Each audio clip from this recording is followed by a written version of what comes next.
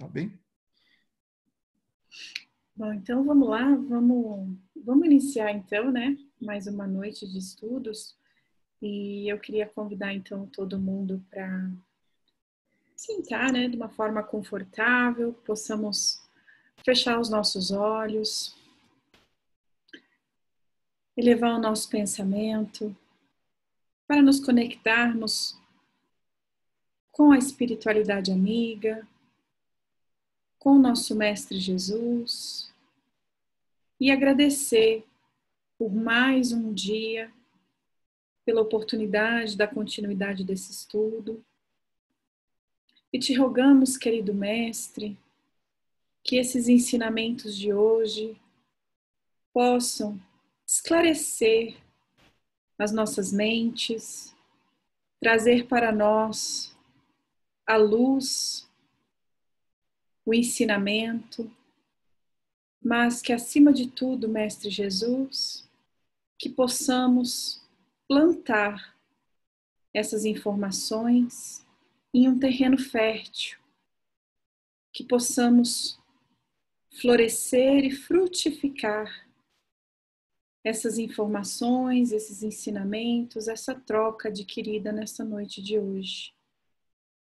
Que os nossos amigos espirituais possam abençoar o Enzio por estar aqui mais uma noite compartilhando conosco nessa palestra, os seus ensinamentos, assim como abençoar, Senhor Jesus, a todos os que estão aqui e os nossos amigos encarnados e desencarnados que também estão conosco, para que tudo, Senhor Jesus, possa ser bem aproveitado, que possamos emanar, que possamos vibrar amor, boa vontade e, acima de tudo, Mestre Jesus, estarmos em conexão contigo. Vamos dar início, então, ao nosso estudo de hoje e que assim seja, Mestre. Graças a Deus.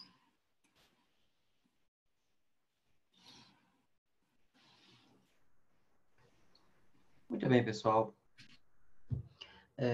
Antes de começarmos, eu queria agradecer mais uma vez a todo o pessoal de Las Vegas, agradecendo ao Góes pelo convite, pela possibilidade de podermos estudar juntos, porque quem mais aprende é aquele que vai buscar, né? Quem faz palestra e quem coordena grupo de estudo sabe disso, né? Então, o grande beneficiado, o maior beneficiado sou eu nisso tudo. Então, sou eu que mais tenho que agradecer a chance, né? Também agradeço especificamente a Selma e a Harumi, porque esse momento é o momento que o nosso grupo de estudo se reúne para estudar, um dos grupos de estudo que a gente acompanha, que era aos sábados, mas em função da pandemia parou. Então, toda quarta-feira nós estamos justamente a quarta parte do Livro dos Espíritos. E nesses momentos, então, estamos aproveitando para nos integrar. Então, nesse momento, são 3 casas espíritas estudando em conjunto, no mínimo 3, né? Porque se olhar aqui de Cascavel, por exemplo, o Serafim é do CEPAL, né, como ele falou. Então, são várias casas espíritas juntas agora, estudando Kardec, né?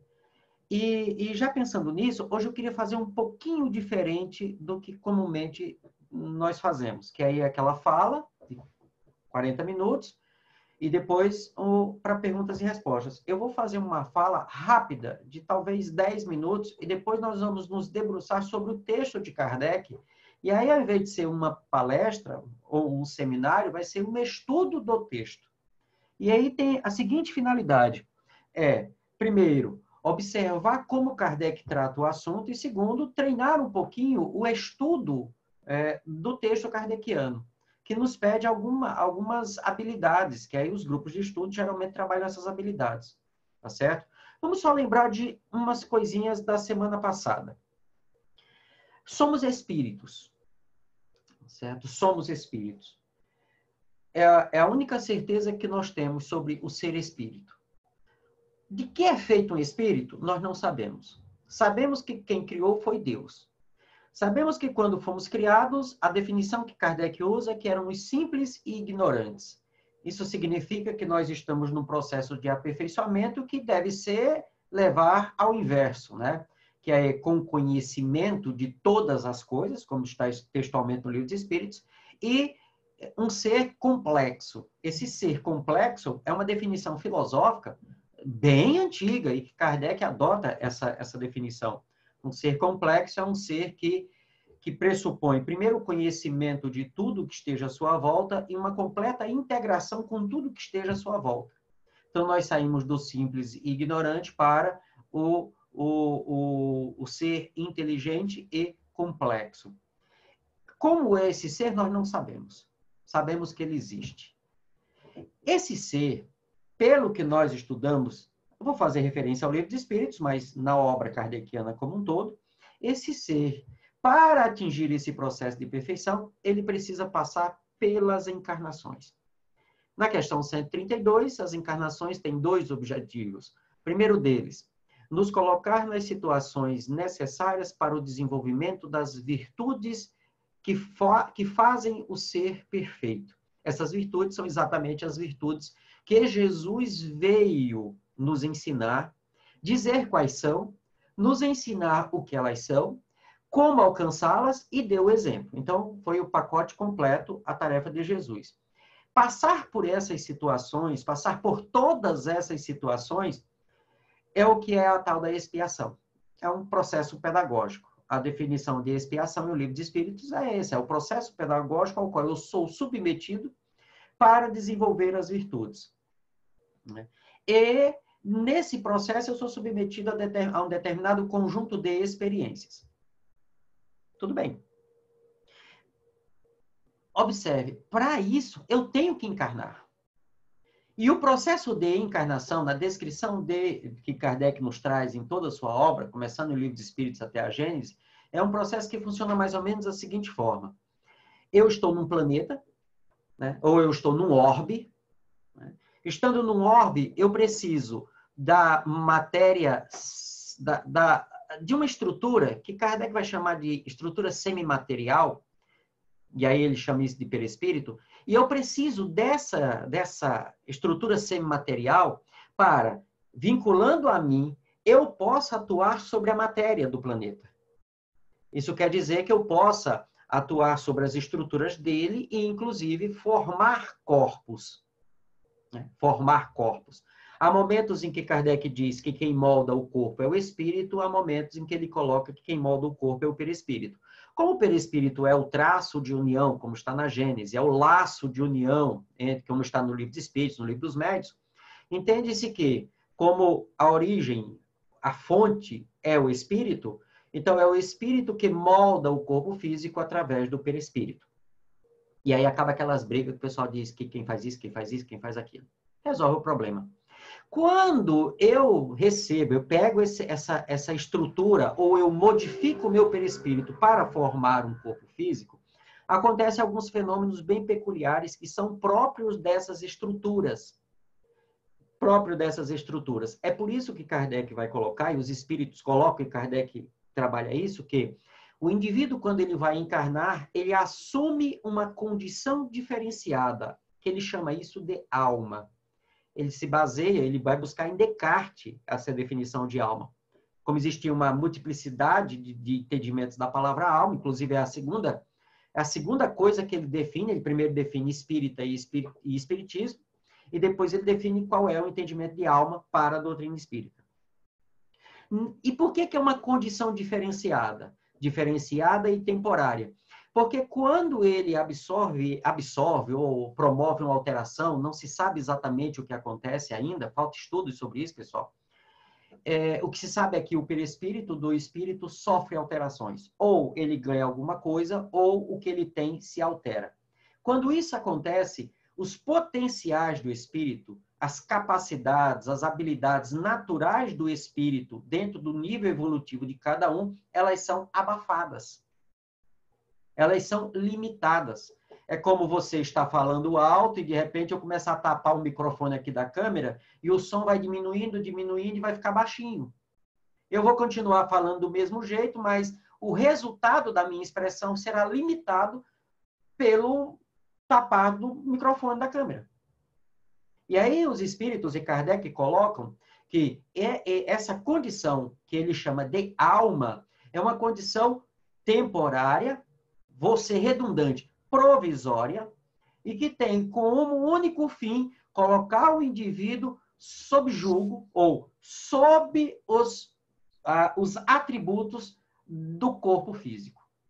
Forma-se um corpo físico, eu, enquanto agora na condição de alma, formando o meu corpo físico, eu tenho um corpo que limita mais ainda a minha capacidade de expressão. E aí a ciência, né, principalmente final do século XIX, início do século XX, passou a chamar essa expressão do espírito, da alma, pelo corpo físico, de mente, de psique.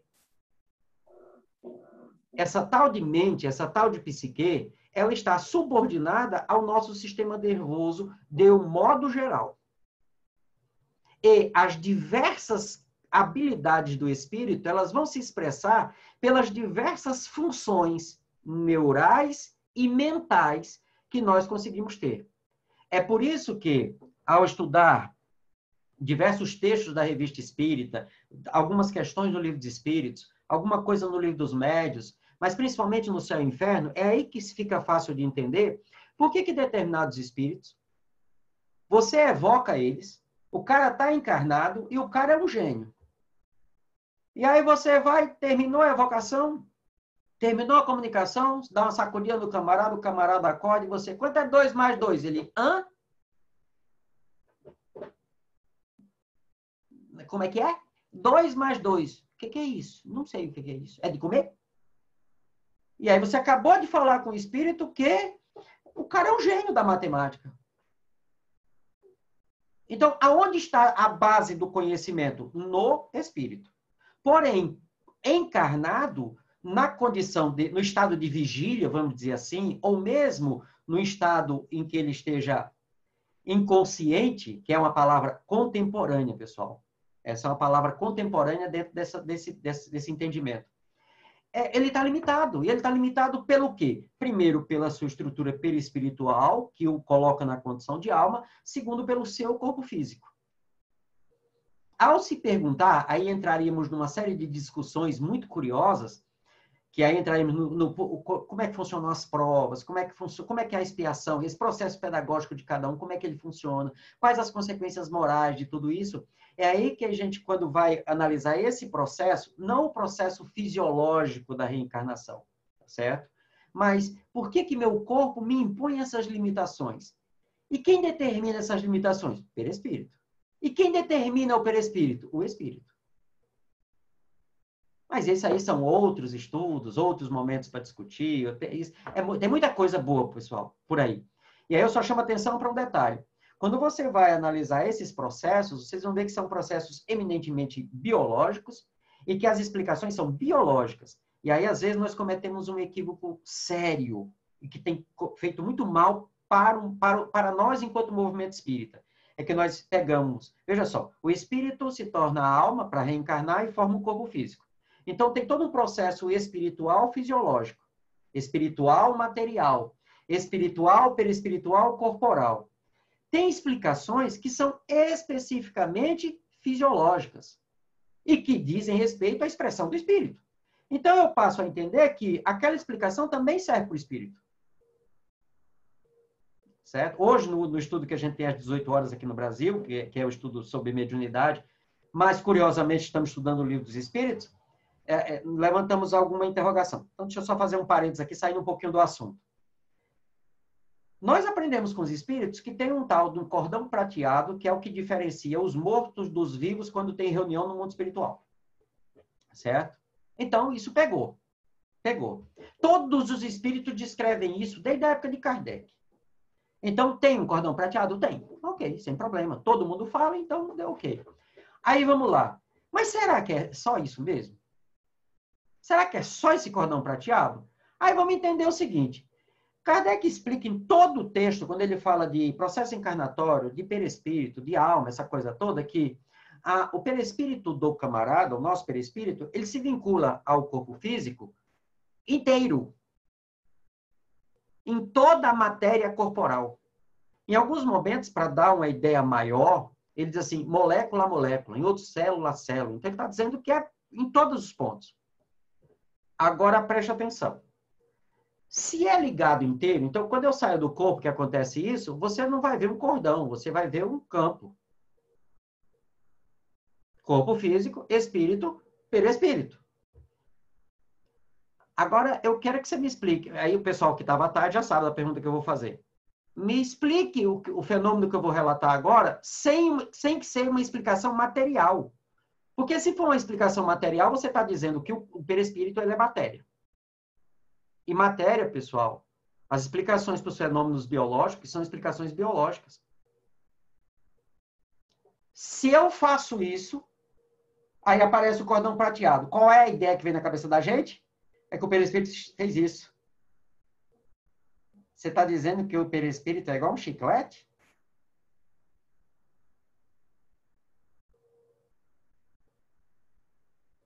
Ah, tudo bem, esse pedaço aqui, porque isso é matéria. Matéria tem essa propriedade. Faz parte do princípio da resiliência. Sandra Bova fala isso maravilhosamente quando ela fala de resiliência moral. Então, quer dizer que uma das propriedades do perispírito é resiliência? Tá, mas isso não é uma propriedade da matéria? A parte esse pedaço aqui do perispírito que está vinculado ao corpo físico, tudo bem. Mas como é que eu aplico essa propriedade ao pedaço que está ligado ao corpo físico, ao espírito? Kardec tinha muito cuidado com isso. Muito cuidado. Aí o que é que ele fala? Aqui a gente aplica o que a ciência nos explica. Aqui nós não sabemos. Nós temos que analisar os fenômenos. Certo? Então, eu tenho comentado que as explicações da doutrina espírita, elas são simples, mas elas não são simplistas. Quer dizer assim, não, ele estica. Tá, mas esticar é propriedade da matéria. A propriedade do perispírito é maleabilidade, porque ele pode tomar várias formas. Percebem que os princípios são diferentes, as propriedades são diferentes? Mas o Espírito diz que tem um cordão prateado. A pergunta é, só cordão prateado ou o perispírito, de fato, é mais coisa e eles mostram o cordão prateado só para nos dar a ideia de que está vinculado?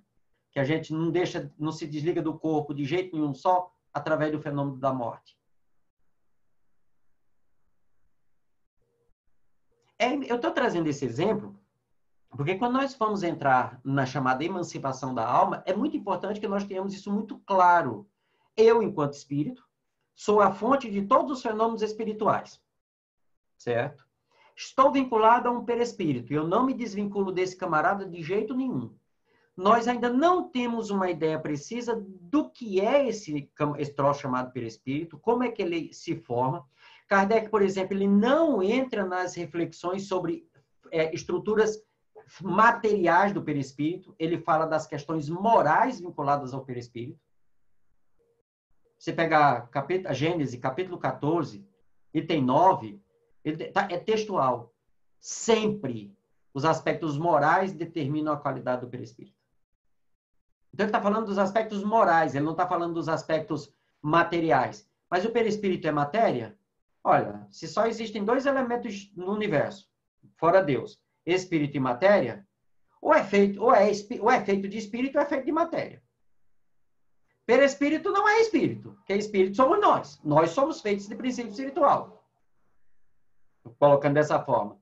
Perispírito é feito de matéria. Só que é uma matéria que não sabemos como ela é, porque ela consegue fazer a ligação entre os dois.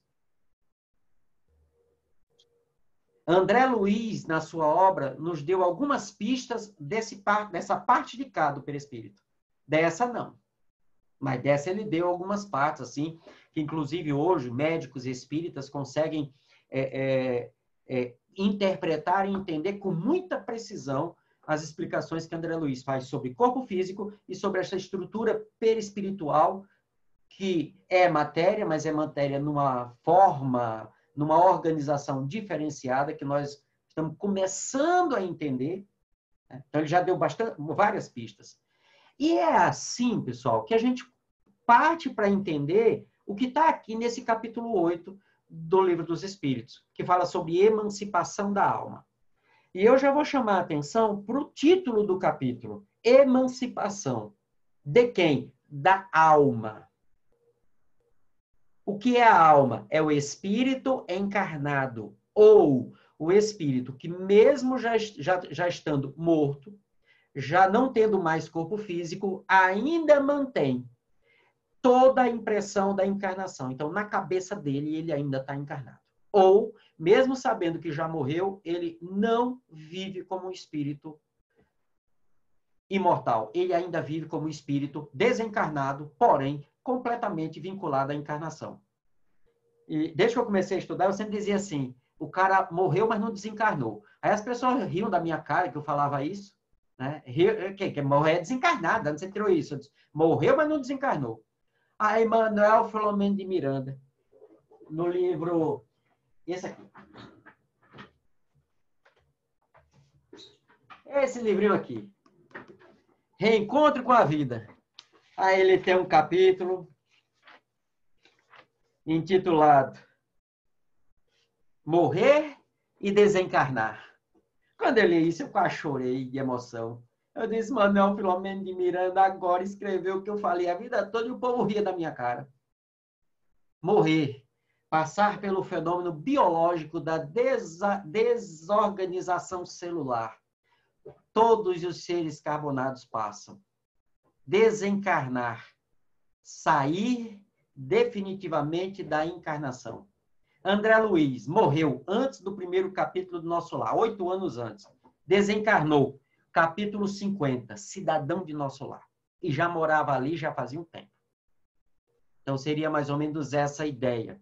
E para que eu possa adentrar aqui, eu preciso entender isso, porque esse capítulo fala da emancipação da alma. Às vezes que eu já perguntei assim, o que é a emancipação? As pessoas dizem assim, é ser livre. Então, é a liberdade da alma. Aí eu sempre pergunto, você tem filhos? Menor de idade? Eles podem ir, têm a liberdade de ir e vir? Dentro da lei, dentro do que a lei autoriza, dentro do que a lei permite, sim. Mas eles são emancipados? O que é ser emancipado? É além de poder ir e vir para onde você quer, você tem a autonomia de responder pelos seus atos. Não é só ir e vir. É ir e vir com responsabilidade.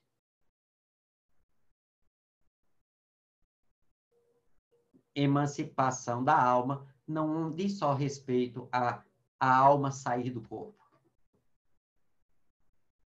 É ela sair com finalidade. O capítulo é bem mais profundo do que só o que acontece quando a alma sai do corpo. E o primeiro tema é o sono e os sonhos. Essas duas coisas. Eu usei alguns textos, porque esse aqui, pessoal, é uma síntese de 4 estudos que nós fizemos, e alguns aqui do Brasil acompanharam, e a gente fez pelo grupo, pelo Zoom, tá lá no meu canal do YouTube, se pegar lá sonhos, né? Foram 4 sábados de 2 horas, né? Onde nós analisamos todas as questões. E uma coisa que me chamou muito a atenção, e eu comentava para o pessoal, um dos livros que eu usei como referência foi um livro de um pesquisador brasileiro, né, chamado Siddhartha Ribeiro, que ele fala sobre o oráculo da noite, ele fala sobre sonhos. Inclusive, ele relata, eu até li para o pessoal, um sonho que a esposa dele teve, que ele não entra nos detalhes, porque ele não é espírita, então não vai fazer análise espírita. Mas o sonho é um sonho espiritual autêntico. E ele tem a coragem de colocar o sonho lá. E ele explica como é que esse sonho funciona. O sonho da esposa, quando a esposa foi ter acho que segundo filho deles. E uma coisa que me chamou muita atenção é que as respostas que os espíritos dão, se você pegar a história da neurociência e a neurociência dos sonhos, vamos chamar assim, da época de Kardec, o que ele colocou aqui, os médicos da época diriam assim, está errado. Igual fizeram com André Luiz. Olha, está errado. E aí, tem pontos aqui, pessoal, tem definições e entendimentos da resposta que batem com 100% de precisão, especificamente nas descrições fisiológicas, nos estados fisiológicos, com que a neurociência do século XXI demonstrou. Isso é algo curioso. E até tem uma coisa que nós como estudiosos, temos que observar, fazendo um outro parênteses.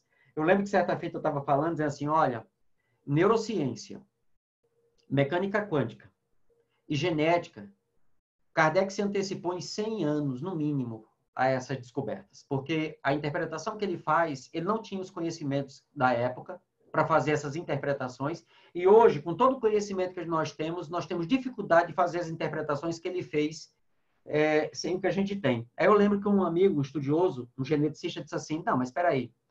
Quando o Kardec escreveu sobre a parte de genética que você comentou, isso aí já se sabia na época, porque Mendel pesquisou isso aí, e Mendel publicou em 1862. A minha sorte é que nessa encarnação eu fiz o curso de História. Eu sempre gostei de ciência e para fazer essa afirmação de que Kardec não sabia disso e chegou a essas conclusões, eu tive que pesquisar. Aí eu disse, é verdade. Mendel publicou o seu texto base em 1862. Inclusive, ele participa de um evento onde tem agricultores, assim, sabe esses encontros de agricultores e tal, no Brasil, da Imaté e tal? Pois é, ele escreveu o artigo dele em 2 partes e ele publica isso, se eu não estou enganado, foi em fevereiro e março foi até no mesmo dia, agora não lembro, 8, 9, mesmo dia, em fevereiro e março, 1862. E ele teve uma segunda edição, agora, aí completo, em 1865. Kardec escreve a Gênese, ele publica a Gênese em 68. Então, em tese, o conhecimento base da genética, que é em cima de Mendel, Kardec já sabia. Em tese. Qual o problema? É que esse artigo de 1865, ele foi publicado, porém não divulgado. Ele ficou na biblioteca do mosteiro onde Mendel era monge, era padre.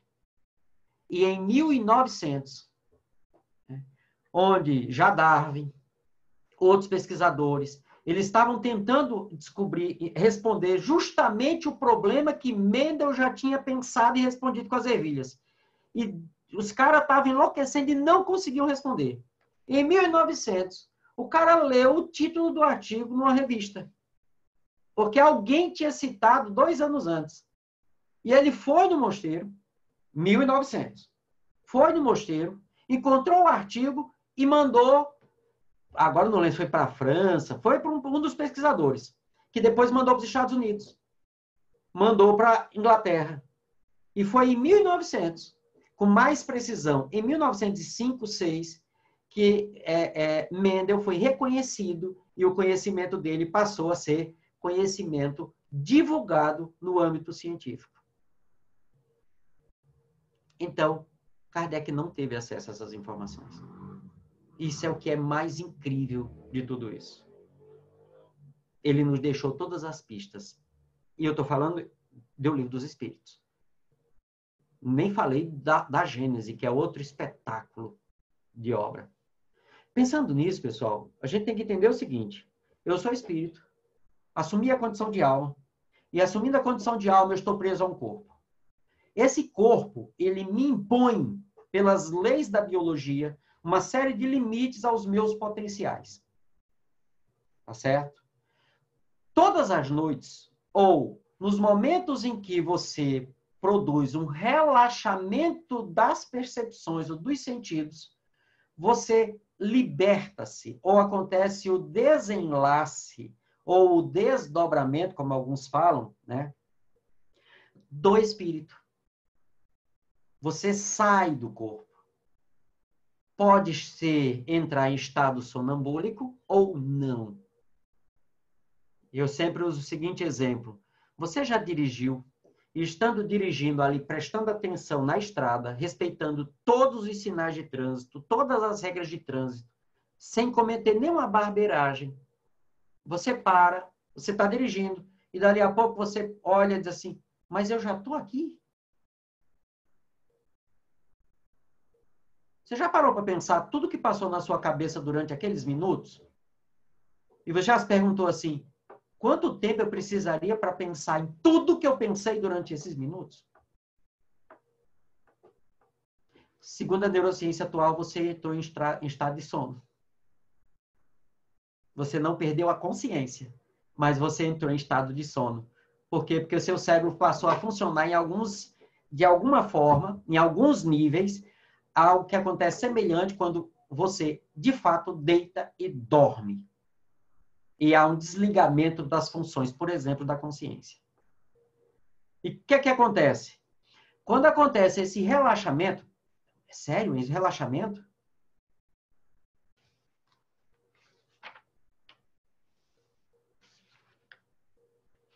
Relaxamento. O seu cérebro vai fazer o seguinte: o espírito sai do corpo. Para a neurociência, eles não sabem explicar o que acontece de fato, porque eles dizem assim, a consciência desliga, mas não sabe explicar o que é essa consciência desligada. Quando a consciência desliga, quando o espírito se emancipa do corpo, duas coisas em separado acontecem. Primeira delas, o espírito vai gozar por antecipação do mundo espiritual. Ele vai ter contato com outros seres que podem ser deste mundo ou de outros. Ele vai poder acessar o passado ou o futuro. E ele também vai poder visitar outros mundos. Essa expressão outros mundos ela é extremamente genérica, porque na descrição ele pode visitar outros planetas ou outras regiões do mundo espiritual. E o que tem de publicação mediúnica falando sobre isso olha, tem para todos os gostos que quiser. Isso é a primeira coisa. Isso é uma coisa. Então, ele vai para o mundo espiritual e se coloca por antecipação no mundo espiritual. Kardec usa a expressão gozar desse momento. A segunda coisa que acontece é biológico. Durante tudo que você viveu, tudo que você viveu durante o dia, vai sendo processado por parte do seu sistema nervoso. Parte no cérebro, parte no intestino, parte no sistema autônomo, parte no sistema simpático e parasimpático. Todo o seu corpo está catalogando informações durante todo o seu estado de vigília. Tudo bem. Quando você sai do corpo, existem alguns processos neuroquímicos que são disparados. Primeiro deles, várias substâncias tóxicas que o seu organismo produziu, por exemplo, alguns excessos de adrenalina, que é importante, mas em excesso é tóxica, ela destrói neurônios. Alguns excessos de noradrenalina, né? Algumas substâncias alimentares, gorduras e tudo mais. Durante esse momento que você sai do corpo, alguns mecanismos biológicos acontecem. E eles vão acontecendo por etapa. Você, quando vai limpar a sua casa, você tem um ritual para isso. Então, você começa por um lado, por outro e tal. Você faz isso porque você entende que deve ser assim. Pois é, o seu corpo faz a mesma coisa. Ele faz uma faxina geral. Alguém já ouviu falar de uma tal de esteatose hepática? É gordura no fígado. E qual é a principal causa da esteatose? É excesso de comer gordura? É claro, porque tem sobrando, mas é porque você não atinge os níveis necessários de sono para que o seu organismo libere as enzimas necessárias para queimar o excesso de gordura que o seu fígado juntou no processo biológico natural. Aí você dorme, acorda e o seu organismo não liberou toda aquela gordura que o fígado acumulou durante o seu trabalho normal. Um dia, um mês, um ano, 10 anos, e você vai fazer o exame e o doutor diz, olha, a gordura do seu fígado está terrível, viu? Você tem que fazer dieta. Mas, doutor, eu estou fazendo dieta, eu não entendo o que está acontecendo. Aí ele faz a pergunta mágica, você está dormindo bem? Aí você diz assim, olha, até que eu durmo. Você acorda descansado? Não. Então, vamos ter que corrigir isso. Você vai fazer uma polissonografia, Vamos avaliar o seu nível de qualidade de sono, vamos ver como é que está a sua capacidade respiratória e tudo mais. Essa é uma parte. Outra parte, todas aquelas informações foram acumuladas durante o dia, o sistema nervoso central direciona isso para o cérebro, aí sim, vai ser processado no cérebro. É feita uma catalogação dessas informações. Prazer, dor, as emoções, os sentimentos, tudo. Vai ser tudo catalogado e um conjunto de funções neurológicas, principalmente vinculado ao sistema límbico, vai fazer a catalogação, o processamento e o arquivamento. Todas essas palavras, pessoal, são todas metafóricas.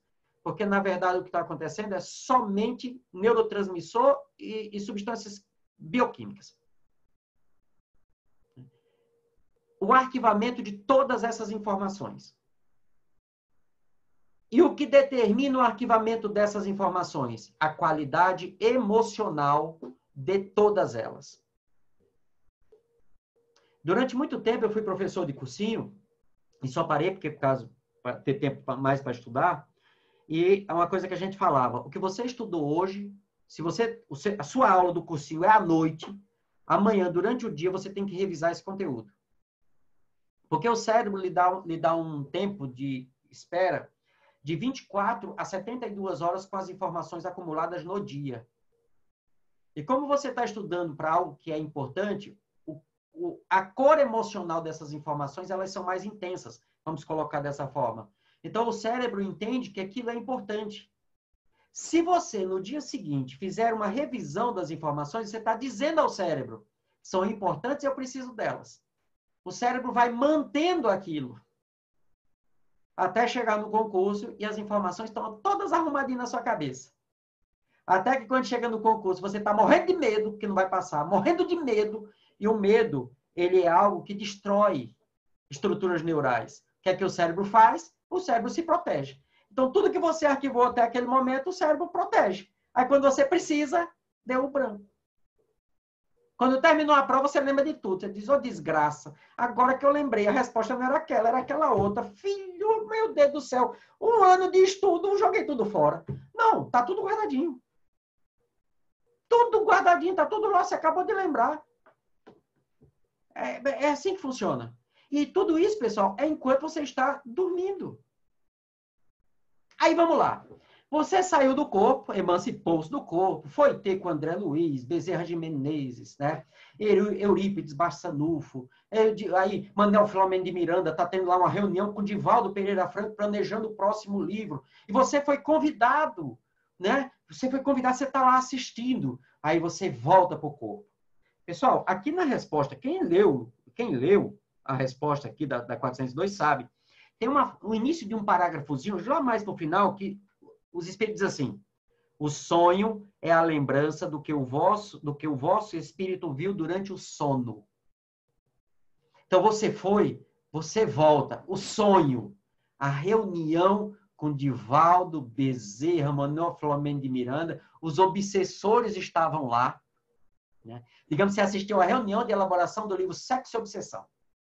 Então, estava lá o Marquês de Sade, o Padre Carlos, às vezes Padre Carlos, às vezes Madame X, que é o mesmo espírito, né? Aí o Manuel Filomeno de Miranda, Joana de Ângeles, Maria de Nazaré, toda aquela equipe sublime, né? Tal. E você assistiu tudo. Aí tocou o alarme, tem que voltar. Tem que voltar. Aí você, oh meu Deus do céu, mas eu vou lembrar, porque eu estou vendo tudo isso aqui. Como espírito, você vai lembrar de tudo? Aí você volta. Certo? Você volta. Chegou o seu corpo, eu vou dar o mesmo exemplo que eu dei no estudo, pessoal. Chegou no seu apartamento, você acabou de voltar de lá, tá tudo fresquinho na sua cabeça, você entrou no seu apartamento. Sonho, a lembrança dessa viagem. Isso é a definição de espíritos. Sonho, para nós, o resultado disso de manhã. Tá certo? O resultado disso de manhã. E o que eu tô falando, o que eu vou falar agora, pessoal, tá na resposta. Só que os espíritos de Kardec não tinham o conhecimento de neurociência da época, então ele conseguiu dar essa resposta fazendo metáforas. Aí vamos lá. Você chegou no seu quarto. Você chegou na sala, abriu a porta, quer dizer, está chegando no corpo. Quando chegar no corpo, vai ter 3 operários esperando por você. O consciente, o subconsciente e o inconsciente. estão ali e dizem assim, e aí, chefe? Estamos aqui. Isso é o consciente que fala. O que é que você trouxe para nós? Porque é o seguinte, olha, nós ficamos aqui a noite toda processando um monte de informação, estão todas aqui. A gente precisa fazer o relatório final, que é para de manhã você lembrar. Mas está tudo aqui o que você viveu. Lembra que eu falei? Você estuda à noite, no outro dia você revisa e você vai lembrar fácil? O que você estudou no dia anterior não foi processado, virou memória e foi para os depósitos da memória? Para você lembrar no outro dia, aquilo tem que estar presente na região do consciente. E como é que vai ficar? Como sonho. Aí você chegou e disse assim, é verdade. Só que tem um detalhe. O que você tem no consciente? Eu estou de dieta, por exemplo. O que tem na minha mente? Churrasco. Ah, mas eu sou vegetariano. Churrasco de brócolis. Uma bela barra de chocolate linda, de chocolate amargo. Né? Uma mulher muito bonita, sensual. Ou Keanu Reeves, de sunguinha na praia. E você tem esse milhão de coisas. Tem uma garrafa de tal bebida, tem uma substância química, você tem você tem aquele parente que você odeia, que também está ali, e você fica lembrando dele sempre. Então, ele está sentadinho ali no sofá, quando você entrou, que voltou, está tudo ali, pessoal. Tudo ali. E você nem chegou ainda no quarto para acordar. Amiguinho, qual é o seu nível de preocupação enquanto ser espiritual? É espiritual ou é do mundo material? Qual é o nível de coisa que você alimenta no dia a dia? São as espirituais ou são as do mundo da encarnação? Você ama mais Dr. Bezerra ou você tem mais raiva do seu irmão? O que é mais forte? Pois é. Você passou pela sala, você já deixou o Dr. Bezerra e a reunião. Você só lembrou do obsessor. Do obsessor. E quando olhou para o teu vizinho que você odeia, que está sentado no sofá, que ele está na sua mente o tempo inteiro, né? Aí olhou do seu vício, comida, sexo, jogo, o que for, né? Tá ali do outro lado, você foi passando e foi juntando tudo aquilo, né? Aí o inconsciente diz assim, ô, mano, e aí eu preciso preparar o sonho. Vamos lá. Porque, sabe, o inconsciente, o subconsciente ele nem fala, né? Porque ele tem uma linguagem muito estranha, sabe? Então, ele não fala com o consciente, tem que ter o subconsciente ali no meio. Na verdade, o inconsciente é só imagens. É só imagens. E aí o consciente diz assim, espera, deixa ele decidir o que é que vai sobrar, né? Porque o que ele trouxe já está ali, já passa para o inconsciente, porque isso aqui não vai dar para aproveitar. Manda lá para o inconsciente. Lá para o inconsciente. Aí já vai direto à caixa. Sentimentos, né? Os afetos, tudo que diz respeito à linguagem espiritual. Direto para o inconsciente. Aí você fala, filho da mãe, olha só, né? E tal, e você vai passando e vai levando. Quando chegou no quarto, aí você diz, pronto, consciente, está aqui o relatório.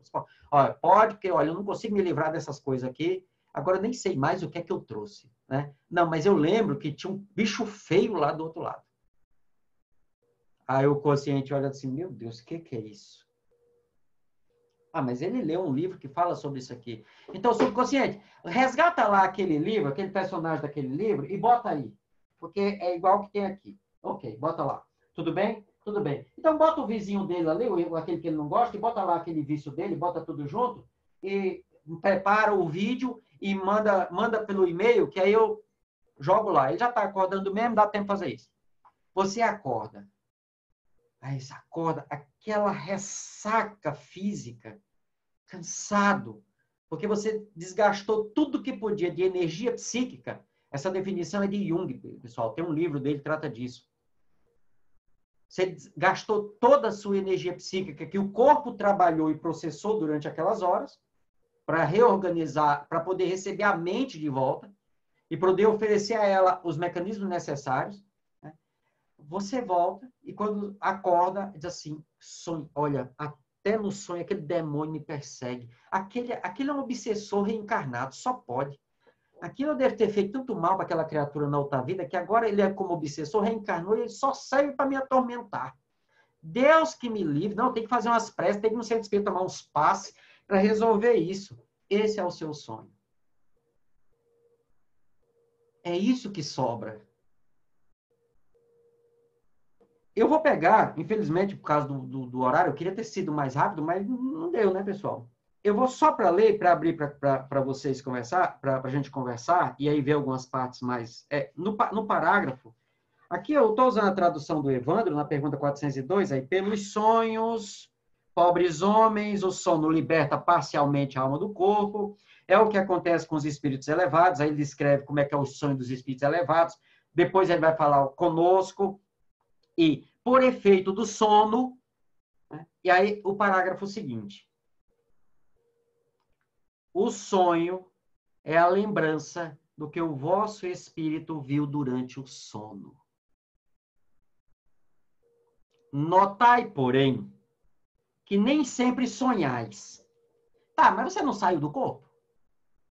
Você não foi lá? E por que você nem sempre sonha? Se o sonho é o que eu trago de lá. Então, ele está colocando, sonho é o que eu trago de lá. Porém, eu nem sempre vou lembrar disso. Notai, porém, que nem sempre sonhais, porque nem sempre vos lembrais do que viste ou de tudo o que vistes. É que não tendes a alma no pleno desenvolvimento de suas faculdades. Muitas vezes, não vos resta mais do que a lembrança da perturbação que acompanha a vossa partida e o vosso regresso. Essa perturbação é justamente esse processo, hoje muito bem explicado pela neurociência do sono, a qual se junta a lembrança do que fizeste ou do que vos preocupa no estado de vigília. Pessoal, isso aqui é 1857. Isso aqui se comprovou depois da década de 60, 70, mas assim, na década de 80 é que isso aqui ficou mais claro. E com os exames de tomografia, hoje são usados cerca de 5 tipos de exame para chegar a resultados bem confiáveis do mapeamento neurofuncional do cérebro. E hoje está tão séria a coisa que, baseado no acender e apagar das luzinhas que as telas dos equipamentos mostram, é possível saber com quase total certeza do que a pessoa está sonhando sem ela dizer nada. A não ser assim, como explicaríeis esses sonhos absurdos a que estão sujeitos tanto os mais sábios quanto os mais humildes? Os espíritos maus também se servem dos sonhos para atormentar as vossas almas fracas e pusilânimes. Eu peguei esse texto aqui, esse parágrafo, porque ele sintetiza o que está dito antes e serve como base para o que ele vai dizer depois na resposta.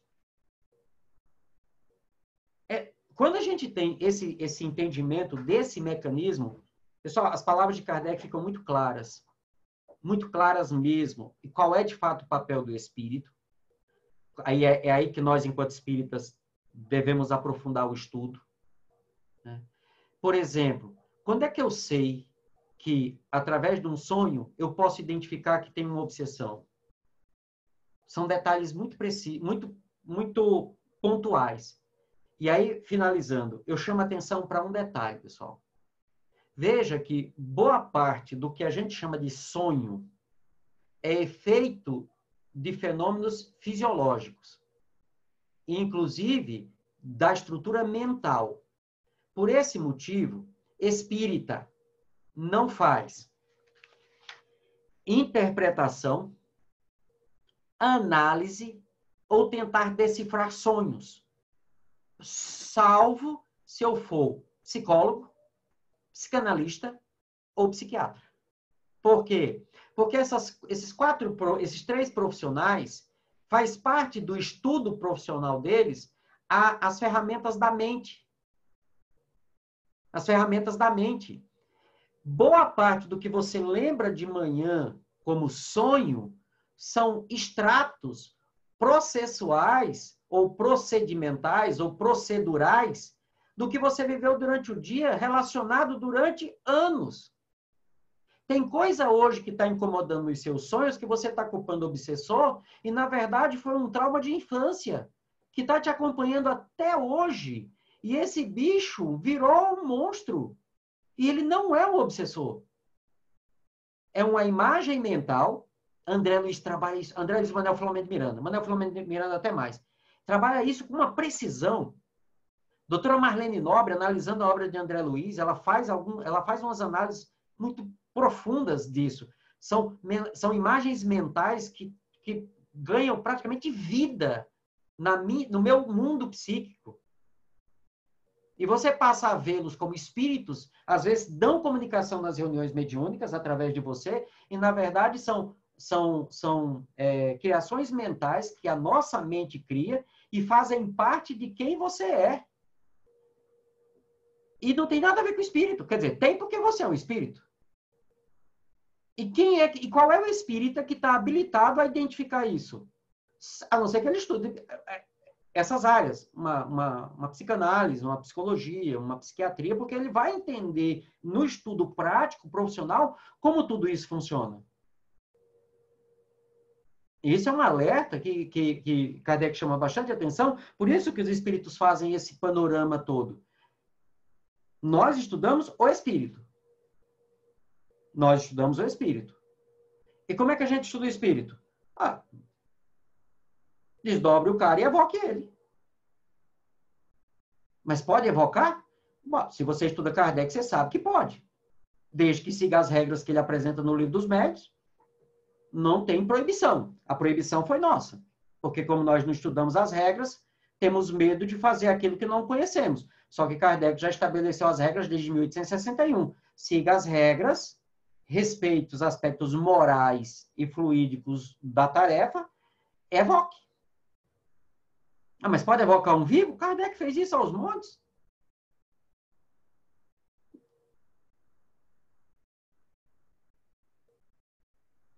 Foi me disseram que não podia. Eu disse, que coisa, porque Kardec me disse que pode. Aí a gente fica com quem? Lembrando, quais são as regras estabelecidas para que se faça isso? Tem um capítulo no Livro dos Médiuns só tratando do assunto. Ok, pessoal? Perguntas.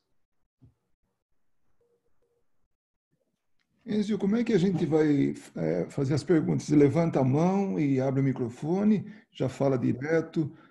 Naturalmente que todos aqui vão estar falando sobre o tema, né? Porque entende-se que todos que foram convidados já têm algum conhecimento, ou pelo menos sabem do que se trata, né?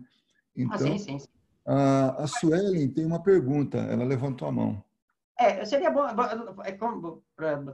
levanta a mãozinha lá, azulzinha lá no coisa, que aí o Góis vê quem é, né? Venha lá, Suelen. Oi, Enzio. Bom, na verdade é o Thiago que tem uma pergunta. Tudo bem, Enzio. Primeiro, obrigado por dividir seu conhecimento aí com a gente, né? Tão vasto e essa doutrina maravilhosa que a gente tem aí. Obrigado pelo tempo, principalmente aplicado, né? De aprender tudo isso, mastigar tudo isso e passar. Eu sei que o tempo é curto, mas passar para a gente de uma forma tão simplificada, mais fácil de digerir isso tudo. Eu tenho só uma dúvida na hora quando você me fala da volta do sono, daquela parte que você viu, que tem o seu vizinho que você não gosta no sofá, essas coisas. Vamos botar um exemplo. A gente vai dormir, correto? Existe algum sistema ou talvez alguma blindagem, algum procedimento que podemos fazer para lembrarmos melhor dos nossos sonhos? Eu sei que nem sempre todo sonho é colorido, né? Arco-íris. A gente pode ir para lugares não muito interessantes, mas você mencionou a questão do quando você ensinava lá no cursinho, de relembrar. Então, de repente, esse seria um procedimento bom, a gente relembrar por meio do estudo da doutrina sempre, para a gente poder relembrar dos nossos sonhos? Existe algum processo assim que a gente possa lembrar mais fácil? Olha, Kardec faz assim. Eu sempre procuro isso, sabe, pessoal? As minhas respostas são... Quando é minha, eu falo, ó, entendo que seja assim. Fora isso, é o que Kardec fala, né? Eu sempre procuro isso. Porque senão a gente só vai ficar rodando, rodando, rodando e não sai do lugar. E nós precisamos de Kardec, né? Que Kardec é Jesus. E Kardec fala o seguinte, e quando ele não me dá a resposta, ele me dá um roteiro. Ele já me apresentou que essa história do sonho, eu tenho que observar duas coisas. Primeiro, o que eu faço fora, quando eu saio do corpo. Aí ele já me diz, vou a lugares, vou ver pessoas e vou viver situações. Então, essas três coisas tem nas respostas. E o que acontece comigo no corpo. Então, eu tenho esse parâmetro. Pensando nisso, cada um tem um corpo próprio. Quando eu falo próprio, obviamente, você tem o seu, eu tenho o meu, mas cada um tem características muito próprias. Eu apresentei um mecanismo padrão. Só que esse mecanismo ele é ajustado a cada um. Então, todo mundo que dorme mal tem problema no fígado? Não, mas quase todo mundo tem. E quem não tem? Qual é a questão? Aí você vai ver que o organismo dele tem uma coisa peculiar, tá certo? Então, a primeira coisa que a gente tem que observar é quem é você e como é que seu corpo funciona. Aí deixa eu dar o final da resposta. Autoconhecimento. Autoconhecimento. Para as duas coisas. Conhecer o seu corpo. Eu tenho aqui, deixa eu ver, a Lúcia está aqui? Lúcia de Santa Maria, deixa eu ver, acho que não. Então, eu tenho que eu saiba, né? Uma professora de educação física. Para que você comece, de fato, a ter sucesso na atividade física, qualquer que seja ela, você só consegue isso quando você desenvolve a coisa chamada consciência corporal. E quais são os passos para a consciência corporal? São os mesmos que Santo Agostinho dá lá no 919A. É autoconhecimento, mas é conhecer o próprio corpo. Como é que seu corpo funciona, como é que como é que você deve respeitá-lo, certo? Esse tipo de coisa.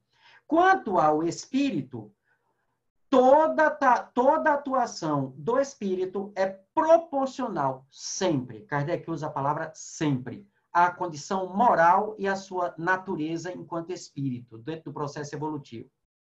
O espírito apegado à materialidade, à encarnação, ele tenderá a visitar lugares, a conviver com pessoas e passar por situações eminentemente replicantes da encarnação. Isso também dá nas respostas. Então, você sai do mundo material e vai para o mundo espiritual viver o que tem no mundo material. Por quê? Nível espiritual. Muito bem. Então, esse é o mecanismo de funcionamento. O que eu tenho que fazer para lembrar? Kardec diz o seguinte, no âmbito do espírito, o que você tem que fazer para lembrar é como é que você se prepara para dormir. Isso é muito curioso, ele fala isso no Evangelho segundo o Espiritismo. Como é que você se prepara para dormir? Você faz boas leituras, você faz uma prece muito bem sentida. Não é nem pela quantidade de palavras que você vai usar. A prece não são palavras, prece é sentimento, que se expressam por palavras. É aquele negócio que eu já vi dizer que era de São Francisco de Assis, já vi dizer que era Santo Agostinho, já disseram que era de Sócrates. Não importa de quem falou. Vá e ensine o bem. Se for preciso, fale. Vá e viva o bem. Se for preciso, fale. Então, independente de quem disse a história, o ensinamento é bom. É assim que você se prepara enquanto espírito para retornar ao mundo espiritual e evitar o contato com os mais inferiores, porque nós somos imperfeitos. Ok. Os neurocientistas estabelecem o seguinte, quem está fazendo o processamento é o cérebro. Eles ainda não sabem como isso funciona. Mas a consciência, isso que eles chamam de consciência, e nós sabemos que é o espírito, expressando-se como alma e como mente, pode determinar que o cérebro funcione de algumas formas. Pessoal, isso não é mágica. Não é como aquele negócio, o segredo. Faça isso, pense na riqueza e você vai ser rico. Pense no sucesso e você... Sabe a história do pensamento positivo? Não é isso. Estamos falando de neurociência. Ciência aplicada. Você deve, antes de dormir, fazer o seguinte. Textual, é o que os neurocientistas dizem. Cérebro, eu quero que você me apresente, parece brincadeira, eu quero que você me apresente um relatório de tudo que você fizer quando eu acordar. a experiência tem demonstrado que, progressivamente, você começa a lembrar dos sonhos. Kardec diz, se prepare para ir para o mundo espiritual. Você volta. Se você entende como o seu organismo funciona, aí vamos lá. Quanto tempo antes você deve parar suas atividades de alerta para começar a dormir? Bom, variando de pessoa, por isso que eu disse, cada um tem um organismo específico, de no mínimo 30 minutos. Para quê? Para que o cérebro comece a desligar as funções do estado de vigília. Celular, no mínimo 30 minutos antes. Nenhuma tela artificial, salvo Kindle, que foi feito especificamente para você ler na cama. Ele não replica a tela. Então, aquela luz não vai para seus olhos não captam aquela informação e dizem ao cérebro, segura aí que ainda tem luz. Isso atrasa o processo da melatonina. E as pessoas não entendem, que dizem assim, não, mas eu tomo melatonina e resolvo o problema. Mas tá, vamos entender o seguinte, toda estrutura biológica, ela tem um início e ela tem uma conclusão. Então, quando você libera adrenalina, o que é que acontece? Essa adrenalina, é um código que ela vai informar ao seu cérebro que ele deve tomar decisões. Tudo bem? Quando essa adrenalina cumpre a função, ela é absorvida pelo cérebro. Então, quando a adrenalina sai, quem vai absorver já fica esperando. Então, se você não preparou para o ciclo do sono que a própria melatonina vai criar, o que é que acontece? Você libera a melatonina, ela começa a dizer ao cérebro que ela tem que ir desligando, e quando terminar o que acontece, ela é absorvida. Se você não fez isso e jogou mais melatonina no cérebro, o que vai acontecer com essa melatonina? Ela vai ser absorvida? Não. Aí depois você não reclama que teve pesadelo de dizer que não conseguiu desligar. Que está tomando remédio, pagando caro e não está funcionando.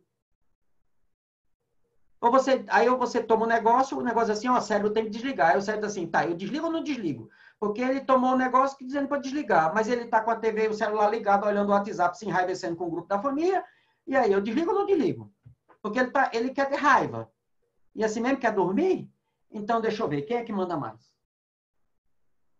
Muito bem. Então, vamos fazer o seguinte, a gente apaga a parte que precisa apagar e a gente deixa o resto funcionando. O que vai sobrar de manhã? Uma ressaca daquelas terríveis. Você vai trabalhar, está irritado. Aí você diz que a sua mulher está com TPM. Não, ela teve uma noite mal. Porque ficou olhando o WhatsApp. Estou brincando, pessoal. Estou usando esse tipo de brincadeira, mas tem gente que deixa o celular lá, mas leva a pessoa que tem raiva para a cama. E você fica ali até dormir, matutando como é que você vai se vingar da pessoa que está querendo se vingar de você. Então, você não se preparou para entrar no mundo espiritual. Nem como espírito, e nem preparou o seu corpo para aquele momento. Pessoal, o seu corpo precisa trabalhar e são funções que só funcionam quando você sai dele. Deus foi muito sábio. O projeto foi... O arquiteto que inventou o corpo físico era muito sábio. Ele só era a inteligência suprema. É tudo muito certinho. Então, você quer lembrar? Prepare-se para dormir.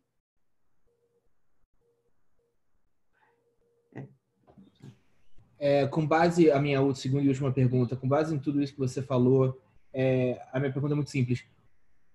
Ok, entendi, mas o quão importante, na sua opinião, como especialista, é lembrarmos do sono? Honestamente? Honestamente. Não tem uma importância, certo? Não tem uma importância. Tanto que Kardec pergunta, tá, mas a gente vai para o mundo espiritual, a gente volta, tem tudo isso, mas nem sempre eu lembro. Aí o espírito diz assim, não, você não lembra porque vai depender de como você vai avaliar essas informações. Porém, quando elas são necessárias, elas vão aflorar é a palavra minha, aflorar pela intuição, pela impressão, certo? Pela inspiração. Então, lembrar... O Quem aqui já não sonhou, já não acordou e estava com aquele sonho maravilhoso, né? E tal, e não adiantou nada. Porque na hora que você encontrou o seu desafeto, pegou fogo de novo. Isso quer dizer, então, que então não faz diferença lembrar, não lembrar. Olha, se for importante, pessoal, o sonho que o Siddhartha relata da esposa, ela estava tensa, ia ter um neném, estava tensa, preocupada, né? Porque eu acho que, eu não lembro agora a historinha, acho que estava... não, ela estava ali em alerta e tal, ela cochilou, deitada numa rede, e sonhou que a avó, que ela não conheceu, né? Era a rede e estava fazendo carinho nela. Olha só, a avó era a rede. Quer que o consciente e o inconsciente fizeram? Mesclar as duas coisas. E ela disse assim, olha, não se preocupe que vai dar tudo certo. Aí ela foi. E aí foi um parto bem difícil, demorado, muito tempo de contração e tal. Então, quer dizer, foi um sonho de alerta. Então, isso ficou claro na consciência. Se você se prepara para dormir, se você se espiritualiza moralmente, e quando eu falo espiritualizar, pessoal, eu não estou falando de ser desta ou daquela religião, porque senão isso não funcionava com um ateu. Ser espiritualista não é, no sentido mais profundo do termo, é viver a espiritualidade independente da crença que você tenha. É ser ético, é ser respeitoso, é ser fraterno. Mesmo que você não acredite em nada e nem em ninguém. Isso é viver como espírito. É viver a naturalidade da vida corporal como ela deve ser vivida. Você trabalha, você conquista conforto, você busca saúde, você busca as suas diversões, né? Eu estava ouvindo a outra palestra e lembrei o Caio, né? Músico. Como deve ser agradável os momentos de diversão dele, com música, criando música, compondo, tocando, porque a arte é fantástica. É uma das experiências espirituais da condição de encarnado mais fácil de se ter, de viver a espiritualidade. E aí, quando você sai do corpo, que volta, é natural. Aí os seus sonhos são muito mais interessantes. Por quê? Porque o seu dia a dia já é muito interessante. Percebe? Você já vive a espiritualidade já como encarnado, independente da crença que você tenha. E um dia eu fiz uma palestra que o pessoal ficou assim olhando para a minha cara, lá no SEAC. Depois eu fiz outro, mas primeiro foi lá. Eu comecei dizendo assim, vocês têm ideia do quanto nós espíritas somos materialistas? Mas é contraditório. Se eu sou espírita, eu não sou materialista. Ah, é? O verdadeiro espírita é aquele que envereda todos os seus esforços em se tornar melhor a cada dia. Está lá. É aquele que ama o próximo em primeiro lugar e estuda em segundo lugar. É o indivíduo que entende Deus, se submete à vontade dele, sem teimosia nem rebeldia, diante de qualquer das experiências que Deus nos coloque. Que entende que somos seres imortais, e sendo seres imortais, vivemos num processo encarnatório que é temporário, é só uma encarnação. Que nós entramos e saímos dela várias vezes. E nós não nos apegamos a ela, porque o processo reencarnatório demonstra que é assim. Aí, todo mundo concorda? Concorda. Se a pessoa que você mais ama nesse momento morrer, você está aqui agora, assistindo a palestra, seu telefone tocar, você puxar e olhar, e dizer assim, ó, seu grande amor acabou de morrer. Quanto tempo vai durar o choque? Porque é um choque. O sistema de conservação estabelece isso. É um choque. Quanto tempo vai durar esse choque?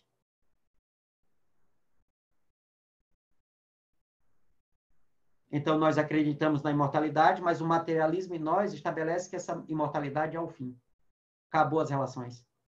Eu perdi a pessoa.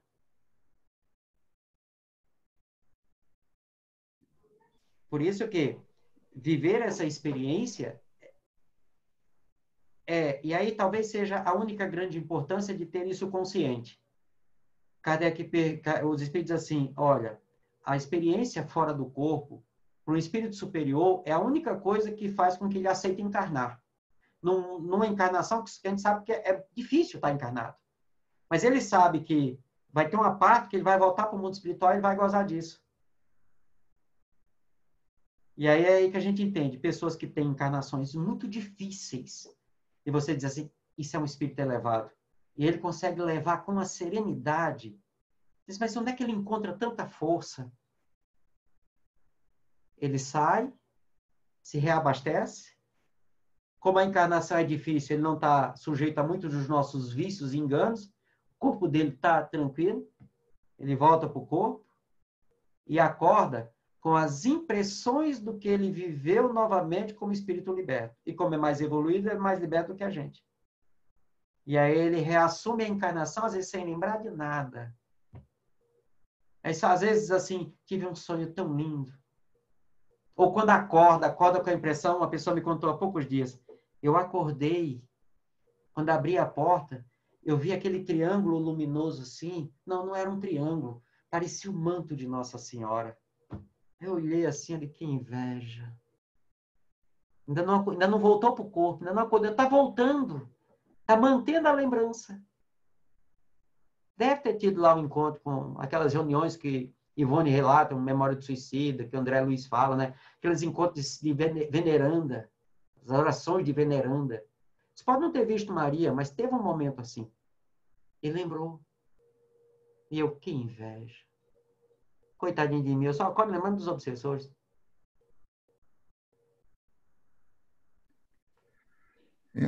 Enzio, você falou na Ivone Pereira, eu lembro de um dos livros que ela escreveu, que ela dormia e ela visitava lugares, né, na companhia de Bezerra de Menezes, e aí tinha um em especial.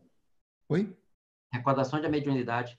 E isso. E aí tinha uma música que ela deveria escrever, porque tinha uma tela na frente dela, ela via né? Ela via a posição das notas, tudo. E aí o espírito falava para ela, né? Bezerra de Menezes falava, anote, né? E ela, não, estou muito cansada agora, e não anotava. Você perdeu tudo aquilo. É mais ou menos isso que eu estava falando. Agora, uma outra coisa também, que esse capítulo, ele desmistifica muita coisa, é sobre mediunidade, né? E aí, mediunidade em termos de emancipação da alma. Porque, então, tem pessoas que acham que está tendo, né, alguma visão, alguma coisa, tal, quando pode não ser nada disso. E nesse capítulo fala, o sonho é uma espécie de clarividência indefinida, né? Ou seja, ele teve aquela experiência, tal, mas quando volta, né, porque ele naturalmente, que ele viu aqui, ele prevê o futuro, visita o passado, enfim, essa clarividência. Então, como espírito, ele realmente vê.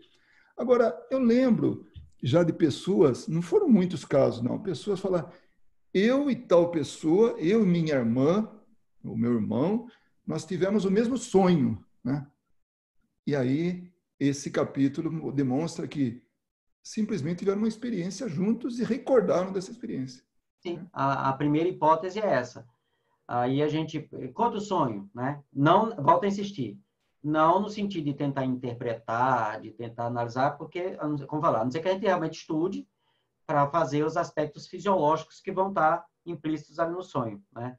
Aí você vê que tem pontos de convergência nos sonhos, né? Pontos de convergência nos sonhos.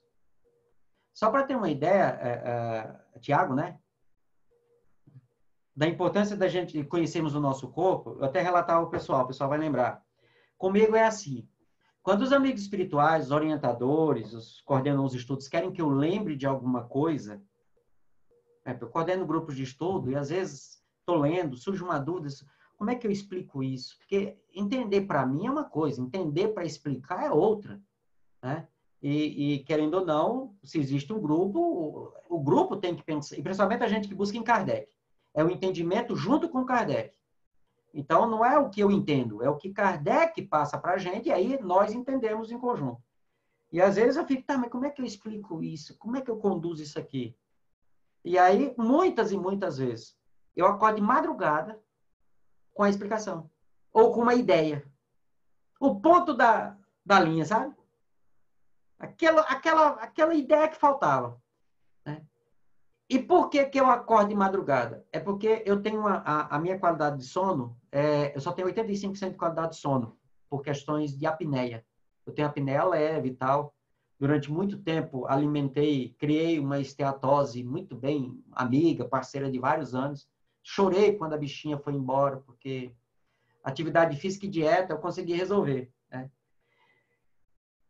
Se até 4 horas da manhã eu não acordar, isso funciona bem assim comigo, né? Ou pelo menos às 3 horas que antecede o acordar, se eu não acordar antes, a minha estrutura neurológica, o meu consciente não traz à tona tudo que foi processado. Então, eu acordo de manhã e não tem nada. Não ficou nada. Nem do que eu vivi durante o dia, nem de lembrar. Nada, não tem nada. Parece que não aconteceu nada. Então, quando eles precisam que eu lembre alguma coisa, eu acordo de madrugada. Então, quando eu estou estudando, eu deixo sempre, ou deixo o iPad, que aí eu anoto, né? Ou eu deixo papel. Ou eu levanto, tomo uma água e tal, e processo aquelas informações, porque passa para o meu consciente as informações. No outro dia, eu lembro, e aí eu vou para o livro, faço as anotações e tal. Então, em função do... Eu disse muito tempo, eu não lembro, meu tic-tac do sono não funciona, não. Porque nada. Né? Então, é uma peculiaridade da minha estrutura neural. A Sheila tem uma pergunta para você, Enzio. Pode perguntar. Oi, tudo bom? Obrigada por estar aqui com a gente. Você, Sheila? Oi? Você? Ai, meu Deus, tá bom. É que eu saí do banho, já tô de pijama, cabelo molhado. Tudo bom? Oi, gente. Então, a minha pergunta é em relação à projeção astral condicionada.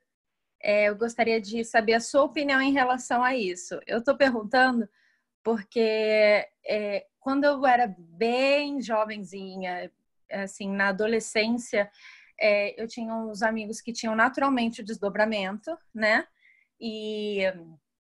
Mas, quando eu entrei para a faculdade, tinha uma galera que se forçava a fazer a projeção. E tinha um CD lá super bizarro. E eu fiz algumas vezes. Não recomendo. Você capta várias vibes completamente diferentes. Mas eu parei até no dia que eu tive uma experiência ruim. Mas eu me encontrava com os amigos que moravam em outro estado, tal, e todo mundo lembrava. E era uma loucura o negócio. Mas eu gostaria de saber a sua visão, seu ponto de vista nisso. Eu não pratico mais desde os meus 18 anos de idade, mas eu gostaria de saber a sua opinião em relação a isso. Eu acredito que a resposta está na sua própria fala. Só vamos pensar ela. Uma coisa que Kardec coloca é o seguinte: os fenômenos, primeiro, só em alguns lugares ele separa os fenômenos mediúnicos do que posteriormente foi chamado de fenômenos anímicos, tá certo? Na maioria, no âmbito geral, ele não faz essa distinção. São potenciais da alma que depende de um organismo, tá certo? Depende de um organismo. É tanto que a mediunidade, muitas vezes falam assim, a mediunidade é um fenômeno espiritual. Como causa, sim. Mas como fenômeno na sua totalidade, não. Capítulo 19 do Livro dos Médiuns está claro. Depende de uma organização específica. Então, o médium tem que ter um organismo propício para a produção do fenômeno. Senão, esquece. Não vai acontecer. Salvo se os espíritos compensarem a falta. Mas isso só acontece em casos raros. Mas vamos lá. Falar de projeção, falar de desdobramento, primeiro, é um fenômeno anímico. Certo? E aí, aprendendo com Kardec, aprendendo com Hermínio Corrêa de Miranda, a gente desmistifica essa ideia de, mas fenômeno anímico? Eu não sei de onde foi que surgiu isso. O fenômeno anímico é uma coisa assim que não. O fenômeno anímico são os fenômenos que você próprio produz sem a necessidade de um outro espírito. Será que para você ver os espíritos, é que o espírito vem, aperta um botão em você para você ver ele? Não, você vê porque você tem a capacidade. Então, vidência é um fenômeno anímico. Então, quer dizer que o espírito, para falar com você, ele tem que apertar um botão? E aí é que ele passa, é tipo um walkie-talkie, né? Você aperta e fala. Não, você escuta ele falando porque você tem essa habilidade. Inclusive, orgânica. Se o seu cérebro, sistema nervoso, não estiver apto para isso, vai dar trabalho. Ok. Então, primeiro ponto. Quem tem a faculdade de sair do corpo naturalmente, só precisa educar a faculdade. Então, é o que ela falou. São os amigos que se faziam naturalmente. Se você não tem, é possível desenvolver as habilidades anímicas? Porque como é uma função orgânica, toda função orgânica, a não ser que o seu corpo tenha as limitações máximas, né, você vai conseguir fazer. Só que não vai precisar só educar, você vai ter que trabalhar o seu organismo para produzir o fenômeno. Muito bem. É aí que está o problema. Porque você vai trabalhar com estruturas mentais, e aí eu estou falando da condição de encarnado, que vão mexer com funções, por exemplo, cognitivas. Então, a possibilidade de você começar a ter alucinações são enormes.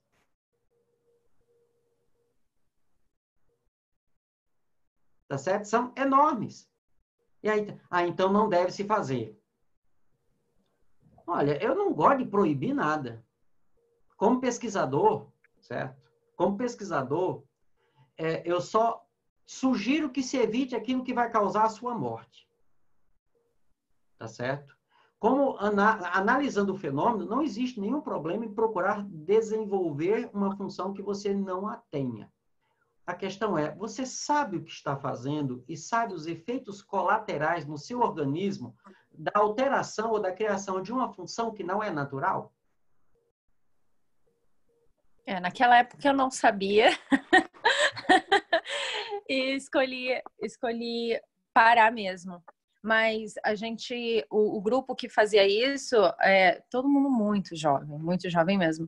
A gente fazia um plano de voo e tinha todo um trabalho para lembrar depois, e todo mundo estava consciente, então a gente marcava onde se encontrar e todo mundo lembrava do que acontecia. Mas tinha aquele processo que, ao estar saindo do corpo, era sempre muito barulho, na hora que volta era muito pesado também, e você encontra uns espíritos, dá um pouquinho de medo, assim, no meio do caminho, sabe? Mas eu era muito jovem e eu nunca encontrei, assim, nas minhas leituras, a visão, a opinião espírita das projeções astrais, que também não é ligado com o espiritismo. A galera que eu conheci na época, ninguém nem era espírita, mas eles estavam cientes dessa parte mais científica de como fazer a projeção astral, sabe? E aí, por isso que eu queria a sua opinião, que eu sempre tive essa lacuna aberta, sabe? Pela visão espírita. É por isso que, quando aprendendo com Kardec, a gente aprende a olhar o fenômeno e a nomenclatura, isso as palavras são mero acessório. O fenômeno da emancipação da alma é o fenômeno de projeção, é o fenômeno de desdobramento, é o que a apometria estuda, certo? A diferença é que Kardec simplificou o negócio. Assim, nós saímos do corpo. Olha a sua fala. O problema é quando eu saía do corpo e quando eu voltava. O que é que eu li para vocês?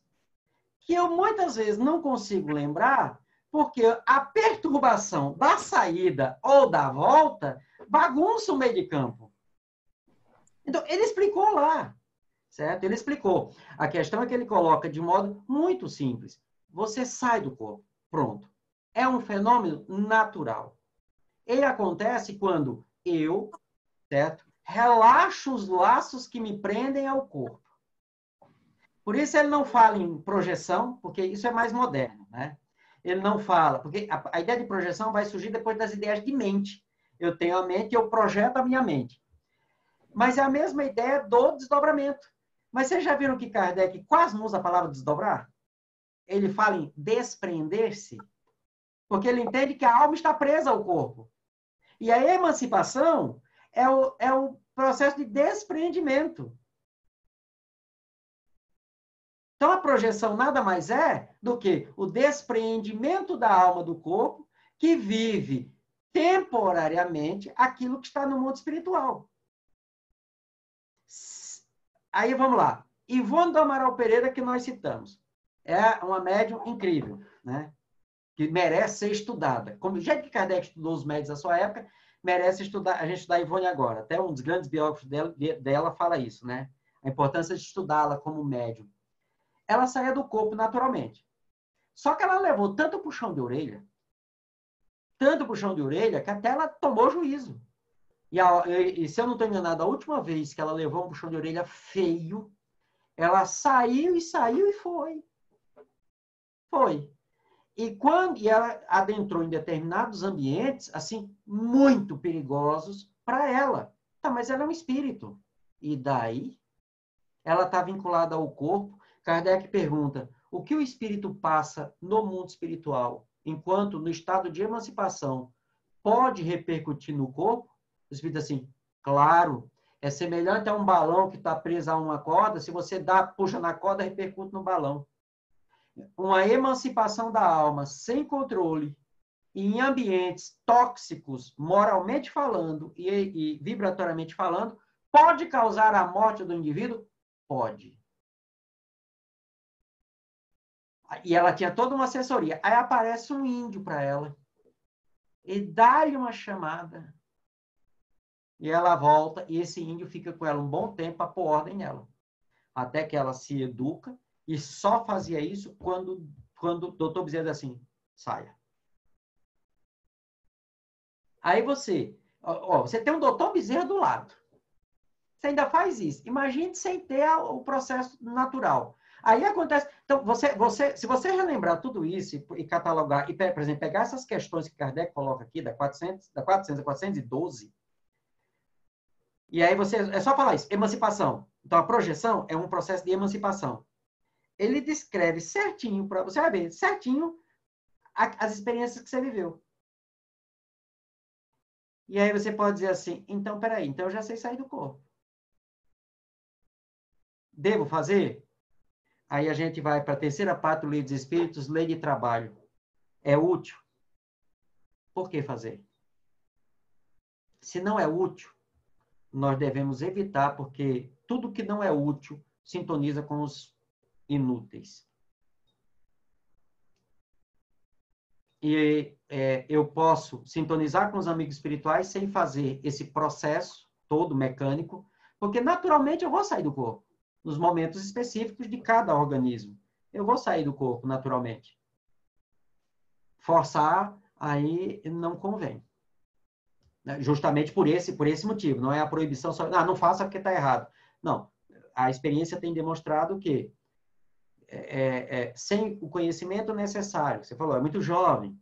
Talvez se você adentrar nos estudos da psicologia contemporânea, com o conhecimento que Kardec nos traz, você vai encontrar esse equilíbrio. E aí talvez você possa se permitir novamente o exercício, só que agora sabendo o que está fazendo. Antes eu sugiro a leitura de Ivone do Amaral Pereira, Gabriel Delany, Kardec e Jung ajuda, viu? Enzio, infelizmente o nosso tempo está se esgotando. Mas eu vou fazer uma pergunta, ela não é minha, é um comentário de uma pessoa que não está no grupo aqui agora, não está nessa live, mas ela já perguntou isso para mim há algum tempo, bom, talvez não tenha sido muito convincente, mas ela fala de sonho recorrente. Para ela é alguma coisa. Por que eu sonho sempre a mesma coisa? Então, eu acho que está mais ou menos explicado. Você já falou a respeito de experiências vividas, tal, mas somente para dar um reforço nisso aí, e depois a gente está encerrando, quando eu vou pedir para a Suelen fazer a prece final. Os estudiosos dizem que o seguinte, que nós temos, no máximo, 5 sonhos. 5 sonhos. E eles vão sendo remodelados conforme as experiências que eu vou passando. Certo? Então, a maioria dos nossos sonhos são sonhos recorrentes. Obviamente, cada caso é um caso, e aí vamos para o geral. Se, entendendo todo esse mecanismo dos sonhos, dizem respeito às coisas que me incomodam no dia a dia, que são as preocupações, e o que eu vivi na vida ordinária, no meu dia a dia, tirando as preocupações, aquilo que você faz no dia a dia, aí pega um carro, vai trabalhar, isso, aquilo, outro, né? E os ambientes que eu vou recorrentemente no mundo espiritual, a tendência é você ter a mesma ideia traduzida de diversas formas. Quando isso é persistente na mesma forma, eu vou dizer o que eu vi um neurocientista falando uma vez. Você está dando sopa para o azar. Porque o seu inconsciente está sendo muito insistente. Muito, muito insistente em relação a algo que você precisa trabalhar urgentemente. Eu sugiro, em sonhos recorrentes, consulta um profissional, não é qualquer profissional, ou um bom psicólogo, né? Um bom psicólogo, não precisa ser um psicólogo espírita, mas um bom psicólogo, para que ele te ajude a identificar a matriz desse sonho. Tá certo? A matriz desse sonho. Muitas vezes está relacionado a traumas vinculados a culpas e a medos da infância. E aí é dessa encarnação, não é da outra não, é dessa. O problema é dessa encarnação. Interessante que essa pergunta acabou derivando uma outra aqui. E se o sonho for bom? E se a coisa é agradável? A ideia do bom é complicada, certo? Porque bom para mim é um bom pedaço de alcatra bem no ponto.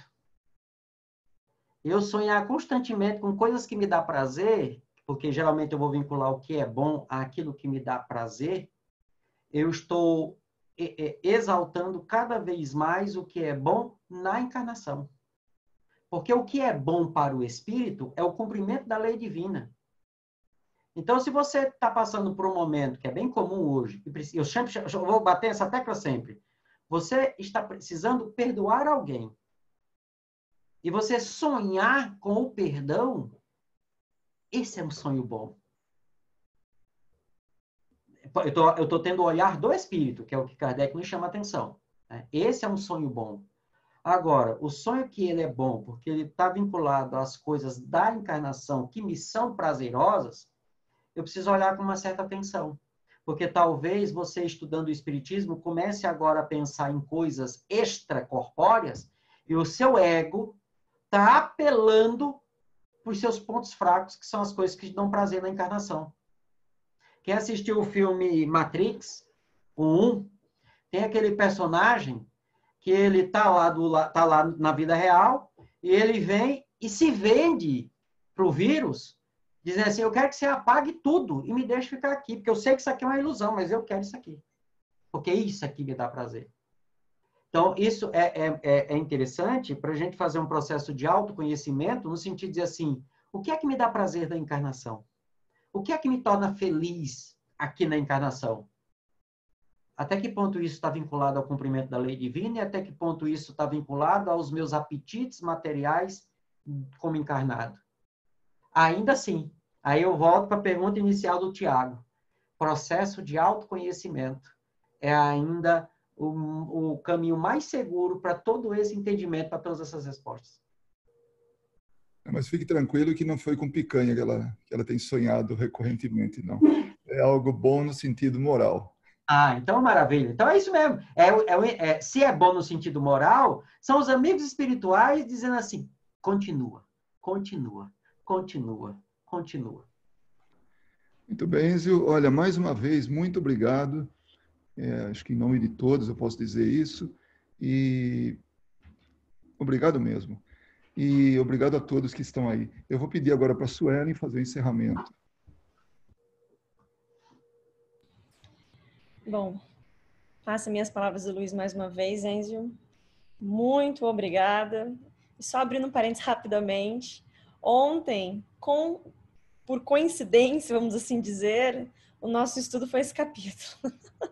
Quer dizer, uma parte dele, um estudo assim um pouco resumido, que nas terças-feiras, 2 vezes por mês, nós fazemos do Livro dos Espíritos, mas foi este capítulo. Então, a 402 basicamente já tinha sido lido, mas claramente a luz que você trouxe, né, dessas explicações são maravilhosas. Então, mais uma vez, o nosso agradecimento. E com certeza haverão outras oportunidades, né, de outras conversas, outros estudos. Estamos aqui todos felizes pela sua presença. Muito obrigada mesmo. E obrigada a presença de todos. E eu convido a todos agora, né, para a nossa prece de encerramento. Vamos encerrar os nossos olhos e mentalizar essa gratidão.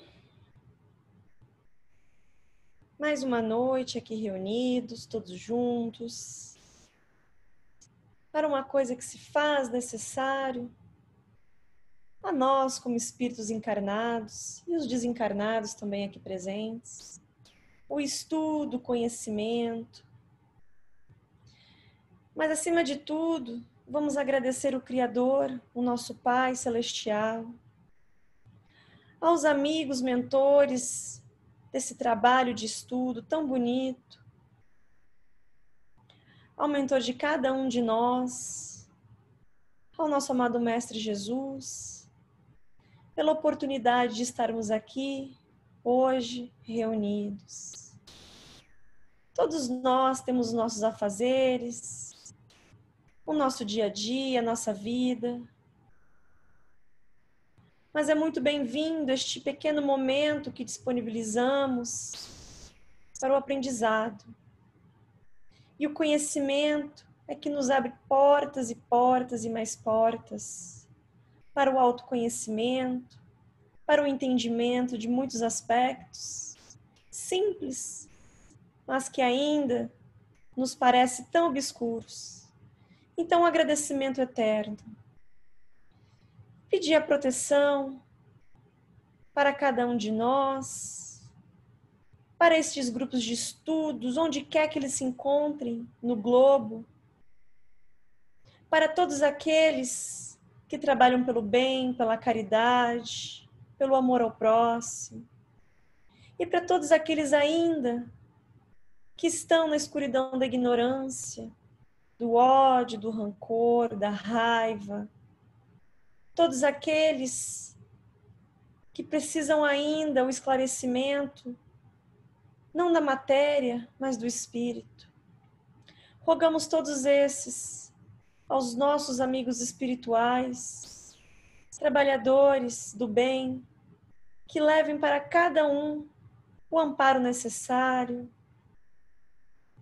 o consolo, o amor, a compreensão.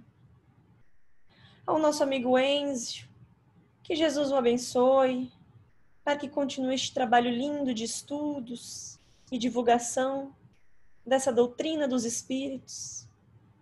Para cada um de nós aqui presentes e os que não puderam estar presentes também, que Jesus leve sempre a sua luz e que possamos cada vez mais trabalhar, acima de tudo, não só o conhecimento teórico, mas a aplicação diária, e para que a nossa moral sempre se eleve e que possamos andar juntos, de mão dadas com a intelectualidade, para que o progresso não se estagne no coração de cada um de nós, mas que ele seja constante.